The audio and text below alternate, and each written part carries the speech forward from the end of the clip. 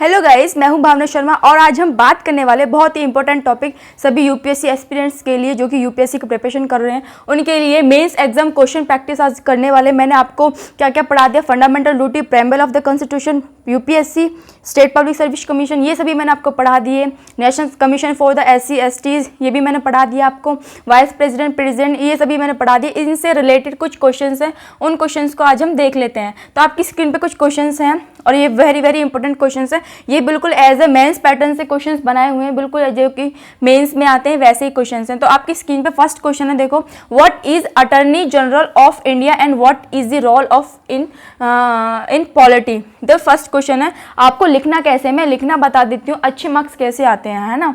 तो attorney general, और ये ऐसा क्वेश्चन आपके लास्ट ईयर भी आई थिंक 2019 में आया था। तो क्वेश्चन को लिखने से पहले अटॉर्नी जनरल के बारे में आप क्या लिखोगे, इसकी सबसे पहले आप अपॉइंटमेंट लिखोगे। इसको अपॉइंटमेंट कौन करता है, इसकी अपॉइंटमेंट और इसका रिमूवल, ये कुछ कॉमन पॉइंट्स होते हैं, है ना।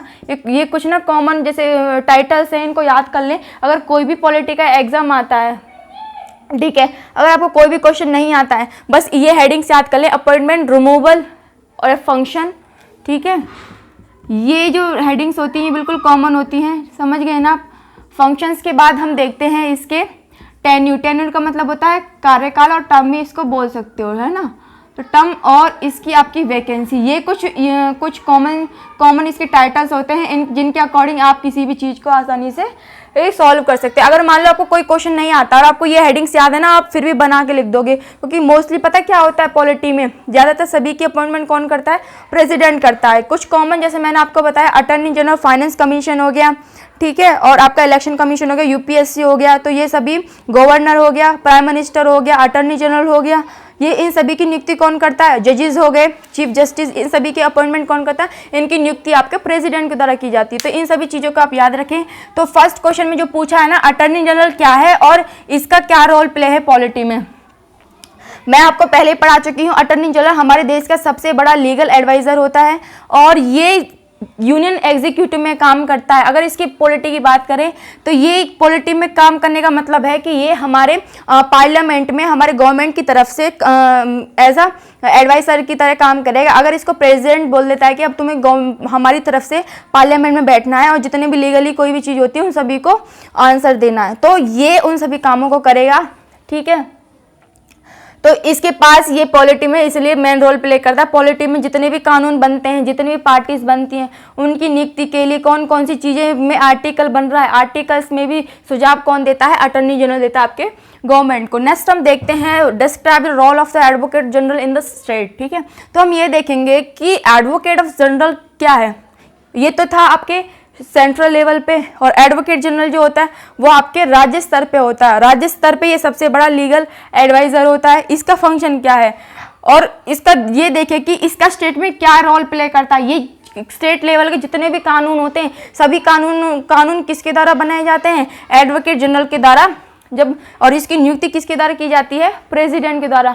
ये आपकी जो स्टेट लेजिस्लेचर होता है, जो आपकी विधानसभा होती है, विधानसभा में इसको बैठने का अधिकार है। जितने भी आपके स्टेट्स के कानून बनते हैं उनमें ये बीच में बोल सकता है, इसको अधिकार है।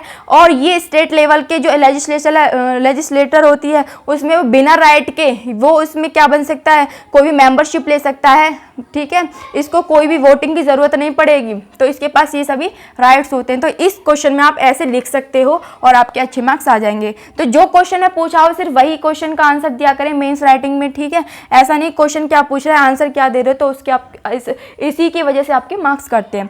व्हाट आर, नेक्स्ट क्वेश्चन है, what are the fundamental duty and role in the polity. Fundamental duty की बात करें, अब इनके बारे में बताना है और इनका क्या रोल है पॉलिटी में वो भी बताना है। तो फंडामेंटल ड्यूटी सबसे पहले कैसे लिखना है आपको, there are the 11 type of the fundamental duties in the constitution. ये लिखने के बाद इनकी फंडामेंटल ड्यूटीज को लिख देना है आपको, कौन कौन सी होती हैं। हमें अपने देश की राष्ट्रीय ध्वज, संविधान और राष्ट्रीय गान की हमें सुरक्षा करनी चाहिए अपने देश की, जैसे समय पड़ने पे, और हमें हमेशा सेवा करने के लिए अग्रसर रहना चाहिए, और ठीक है। और हमें सभी राज्य की संस्कृति, मिलीजुली संस्कृति का सम्मान करना चाहिए और हमें भाईचारे की भावना को बढ़ावा देना चाहिए। नदी नालों पर्वत सभी का सम्मान करना चाहिए और हमारी जो गवर्नमेंट जो प्रॉपर्टी है उसकी हमें सुरक्षा करनी चाहिए। तो बहुत सारी ये आपकी 11 हो जाती हैं। और रोल देखें इनका फंडामेंटल, ये जो फंडामेंटल ड्यूटीज होती है वो मोरल राइट और सिविल राइट दोनों पर बेसिस होती है। ये क्यों हमारे कॉन्स्टिट्यूशन में लिखी गई थी? क्योंकि ये इसलिए लिखी गई ताकि लोगों के अंदर मॉरल राइट्स को पता चले, लोगों के लिए कि लोगों में मतलब जो मॉरल राइट्स हैं उनके मॉरल राइट्स क्या हैं, उनकी सिविल ड्यूटीज़ क्या क्या हैं, जिनकी वजह से अब देखा जाए इसमें। लेकिन ये फंडामेंटल राइट जो फॉरेन जो विदेशी होते हैं उनके लिए ये वैलिड नहीं है, सिर्फ इंडियंस के लिए वैलिड है। समझ रहे हो ना आप? तो अगर इसका रोल इन द पॉलिटी में बात करते हैं तो पॉलिटी में रोल होता है कि अगर व्यक्ति शिक्षित होगा, अपने देश के फंडामेंटल राइट्स को जानेगा तो उसको वोट भी अच्छी देगा, वो इलेक्शन में बिल्कुल एक अच्छा नेता चुन पाएगा और नेता अच्छा चुन पाने की वजह से वो अपने देश के लिए अच्छा नेता चुना जाएगा तो वो हमारे देश के लिए अच्छा ही काम करेगा और हमारा देश प्रगति पे जाएगा। तो इसीलिए हम कह सकते हैं पॉलिटी में फंडामेंटल राइट्स का बहुत ही पॉजिटिव रोल प्ले होता है। देन हम फोर्थ में देख लेते हैं what is the president and vacancy and role in the union executive. Vice president क्या है, इसकी वैकेंसी को देखेंगे और इसका जो यूनियन एग्जीक्यूटिव है उसमें इसका क्या रोल प्ले होता है। तो सबसे पहले वाइस प्रेसिडेंट हमारे देश का प्रेसिडेंट के बाद दूसरे नंबर का सबसे बड़ा यूनियन एग्जीक्यूटर आता है, फर्स्ट नंबर का प्रेसिडेंट होता है, ठीक है। और वाइस प्रेसिडेंट की अपॉइंटमेंट कौन करता है? प्रेसिडेंट के द्वारा की जाती है। इस क्वेश्चन में आपको ऐसे ही लिखना है, पहले इसकी अपॉइंटमेंट हेडिंग डालनी है, फिर उसके बाद अपॉइंटमेंट किसके द्वारा की जाए? प्रेसिडेंट के द्वारा। फिर उसके बाद लिखना है आपको रिमूवल किसके द्वारा किया जाता है? रिमूवल इसका प्रेसिडेंट के द्वारा ही किया जाता है। और एक vice president as a acting president की तरह काम कर सकता है जब अगर प्रेसिडेंट उस कंडीशन पे या तो मर जाता है या फिर वो काम करने की स्थिति में ना हो तो उस कंडीशन पे आपका वाइस प्रेसिडेंट काम कर सकता है। तो समझ गए ना आप? अगर इसकी वैकेंसी करें, वैकेंसी इसकी कब रहेगी? इसके जो ऑफिस की वैकेंसी तब रह सकती है जब या तो ये मर जाता है या फिर ये अपने पद से खुद त्याग पत्र दे या फिर इसको रेजोल्यूशन के थ्रू इसको अपने पद से हटा दिया जाता है। उस कंडीशन पे भी आपका जो वाइस प्रेसिडेंट होगा वो अपने पद से हट सकता है। और वैकेंसी तब भी रह सकती है जब एज ये क्योंकि वाइस प्रेसिडेंट जो होता है ना वो चेयरमैन की तरह भी काम करता है आपके राज्यसभा में, इसीलिए तो इस समय भी इसकी जो ऑफिस है वो भी वैकेंसी रहेगी, ठीक है। नेक्स्ट हम ये देख लेते हैं कि is preamble a part of constitution और नॉट, एक्सप्लेन इट। अब देखो मैंने आपको प्रेम्बिल पढ़ा दिया, कॉन्स्टिट्यूशन का जो पहला पन्ना होता है वो क्या होती है? प्रेम्बिल होती है। तो वो उस प्रेम्बिल के बारे में ही पूछ रहा है। मैंने आपको पढ़ाया था कि ये कॉन्स्टिट्यूशन का पार्ट है या नहीं है। तो प्रेम्बिल जो है कॉन्स्टिट्यूशन का पार्ट नहीं है क्योंकि ये सिर्फ एक फ्रंट पेज पे होता है। इसको संविधान में कहीं भी इसका मेंशन नहीं किया गया कि इसको मतलब क्या क्या इसके अंदर होने चाहिए नहीं होने चाहिए, इसीलिए कॉन्स्टिट्यूशन का पार्ट नहीं हो सकता। लेकिन अब इसको ये एंड में बोलता है एक्सप्लेन इट, अब इसको एक्सप्लेन करना है। तो प्रेम्बिल में कौन कौन से वर्ड जोड़े गए हैं उन्हीं को एक्सप्लेन कर देना। सेकुलर है ना, सोशलिस्ट जुड़ा हुआ, इंटीग्रिटी जुड़ा हुआ, फ्रेटर्निटी जुड़ा हुआ, जस्टिस जुड़ा हुआ, ठीक है, और आपकी इक्वलिटी जुड़ा हुआ। तो इन सभी को आप एक्सप्लेन कर सकते हो इजीली और प्रेम्बिल में आप लिख सकते हो। नेक्स्ट हम देखते हैं what is national commission for SC and its function. अगर नेशनल कमीशन फॉर एससी की बात करते हैं तो इसमें हम ये देखेंगे कि नेशनल कमीशन की अपॉइंट, देखो अब ये व्हाट पूछ रहा है, व्हाट में आप सब कुछ लिख दो, अपॉइंटमेंट लिखो, रिमूवल लिखो, फंक्शन लिखो इसके, ठीक है, और एक्टिंग, और फिर क्या लिखोगे? वैकेंसी लिख सकते हो, इसका टेन्योर लिख सकते हो और सैलरी लिख सकते हो। तो सबसे पहले इसकी अपॉइंटमेंट लिखो, अपॉइंटमेंट किसके द्वारा की जाती है? प्रेसिडेंट के द्वारा। रिमूवल किसके द्वारा किया जाता है? इसका प्रेसिडेंट के द्वारा किया जाता है। और इसके ये देखें कि इसकी वैकेंसी कब हो सकती है या फिर ये इसको हटाया कैसे जा सकता है, अगर या फिर ये अपने पद पे रहते हुए या फिर इसमें बहुत सारे मतलब अपने इस ऑफिस में काम करते हुए भी और किसी ऑफिस में काम करता है या फिर ये मेंटली रिटायर्ड हो चुका हो, उस कंडीशन पे भी ये अपने पद से हट सकता है, ठीक है। और इसके फंक्शन की बात करते हैं, करता है ये नेशनल कमीशन जो है एससीज में जाटव आते हैं उनके लिए जो काम करता है नेशनल लेवल पे, जितने भी रूल्स बनते हैं, कानून बनते हैं, उन सभी को एडवाइस देता है प्रेसिडेंट को कि ऐसे ऐसे बनने चाहिए। कोई भी स्कीम निकलती है एससीज के लिए, उसके लिए ये लीगली एडवाइस दे सकता है ये कानूनी प्रेसिडेंट को कि भाई तुम इनके लिए ऐसे करके ऐसे इन नियम को भी बना सकते हो, ठीक है। और कुछ नियम अगर कोई भी अगर इनके राइट्स का एक्सप्लॉयटेशन इसमें शोषण करता है एससीज का, तो उस कंडीशन पे भी जो आपका नेशनल कमीशन ऑफ एससी है उसमें इंक्वायरी कर सकता है। उस कंडीशन पे इसके पास बिल्कुल सेम राइट होंगे एज अ सिविल कोर्ट, ठीक है। तो आप इनके फंक्शन के बारे में लिख सकते हैं। नेक्स्ट हम देखते हैं who appoints national commission for STs and prescribe it tenure.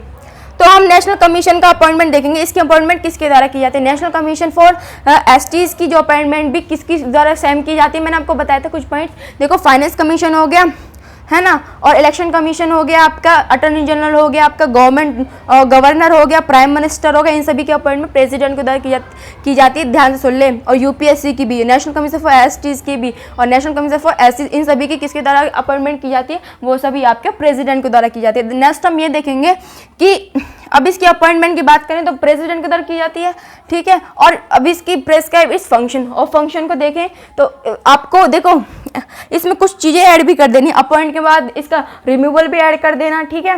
Removal किसके द्वारा किया जाता है, कैसे कैसे किया जाता है, इसकी सैलरी भी बता देना, सैलरी किसके द्वारा की जाती है, और इसके फंक्शंस भी कुछ आप इसमें लिख सकते हैं ताकि क्वेश्चन थोड़ा बड़ा हो सके।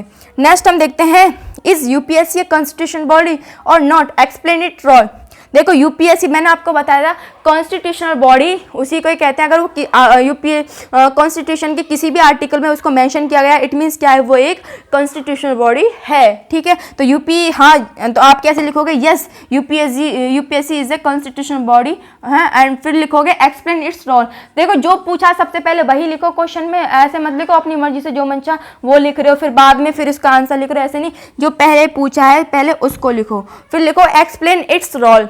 इसके रोल को बताना। यूपीएससी क्या करती है, आपकी सेंट्रल लेवल पे ऑल इंडिया सर्विस होती हैं और सेंट्रल सर्विस होती हैं, ठीक है। इन सभी को ऑर्गेनाइज कौन कराता है, आपका यूपीएससी कराता है। और मान लो आईएएस ऑफिसर, आईपीएस ऑफिसर, इनका ट्रांसफर करना हो तो किसके द्वारा ट्रांसफर किया जाएगा, यूपीएससी के द्वारा। अगर इनका प्रमोशन करना हो वो भी यूपीएससी के द्वारा किया जाएगा, आईपीएस आईएएस ऑफिसर। लेकिन ये ग्रुप ए ग्रुप बी के लिए भर्ती भी किसके द्वारा निकाली जाती है, यूपीएससी के द्वारा कंडक्ट की जाती है। और अगर अब बात की जाए कि आपके ग्रुप सी और डी, इनकी नियुक्ति, इनकी भर्ती यूपीएससी के द्वारा नहीं निकाली जाती। ये कुछ लिमिटेशंस हैं, इनको भी आप याद रख सकते हो। अगर मान लो एक आईएएस ऑफिसर है और वो लीगल मतलब किसी भी कॉन्स्टिट्यूशन चीज़ को बरकरार रखने के लिए क्या करता है, वो अपने पैसे को खर्च कर देता है, तो उस कंडीशन पे यूपीएससी उनको जो उसने पैसे खर्च किए हैं उस पैसे को वो उसको जरूर देगी यूपीएससी, ठीक है। अगर उसको चोट लग जाती है काम करते वक्त, लोगों की सेवा करते वक्त अपनी ड्यूटी पे, तो उस कंडीशन पे भी यूपीएससी क्या करती है, उसको क्या ग्रांट देती है। तो ठीक है, तो ये यूपीएससी की कुछ कॉन्स्टिट्यूशनल बॉडी थी के बारे में देखा कि कॉन्स्टिट्यूशन बॉडी है या नहीं है, इसको एक्सप्लेन भी कर सकते हैं, इसके रोल को क्या फंक्शन है। तो मैंने आपको बता दिया। आई होप यू आपके सारे क्वेश्चंस ये जो सॉल्व हो गए होंगे। तो आप मुझे मेरे फेसबुक पे मुझे ज्वाइन कर सकते हैं, टेलीग्राम पे आप इसका क्वेश्चन का आंसर लिख के भी वहाँ मुझे सेंड कर सकते हो, ठीक है। और आप ऐसे ही प्रैक्टिस करते रहो, practice make a man perfect वाली बात है। जब तक आप प्रैक्टिस नहीं करोगे, मॉक टेस्ट नहीं दोगे, you can not just crack your examination. तो आप प्रिपरेशन करते रहो, ठीक है। और कोई भी क्वेरीज हुआ करे वो मुझे कमेंट बॉक्स में जरूर बताया करो, ठीक है। फिर मैं आपके लिए नेक्स्ट जो क्लासेस है उसी से रिलेटेड दिया करूँगी। सो थैंक्स फॉर, और अभी तक चैनल पे नहीं हो तो सब्सक्राइब कर ले, लाइक करना तो बिल्कुल ना भूलें। सो बाय बाय, अगर हम नेक्स्ट वीडियो में मिलते हैं। Take care all the students.